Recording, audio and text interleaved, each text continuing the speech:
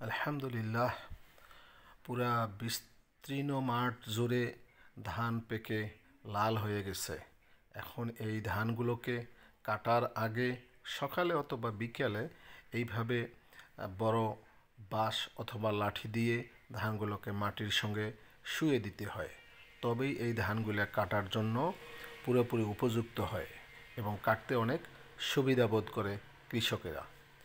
দেখুন, এই কৃষকেরা কি মনোরম পরিবেশে মনের আনন্দে এক একজনের সঙ্গে বিভিন্ন আলাপে মশগুল হয়ে তারা ধান কাটতেছে। সত্যিই অবাক করা দৃশ্য। এতদিন সবার মনে কতই না চিন্তা এবং কতই না ভাবনা ছিল যে এই বুঝি আমার ধানগুলি পোকামাকড়ে সব খেয়ে ফেলে শেষ করলো, আবার এই বুঝি না ঝড় বৃষ্টি হয়ে ধানগুলোকে নষ্ট করে ফেলে। তারা কত দিনরাত আল্লাহর নিকট ফরিয়াদ করেছিল এবং দোয়া করেছিল যেন তারা সুষ্ঠুভাবে এই ফসলগুলোকে ঘরে তুলতে পারে।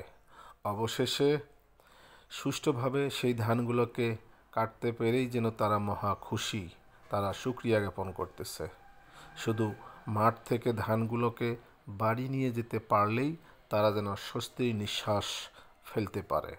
তারপর সেই ধানগুলোকে আস্তে আস্তে সকাল বিকাল এবং ভোরবেলাতে সেই ধানগুলোকে বিভিন্নভাবে তারা মাড়াই করবে।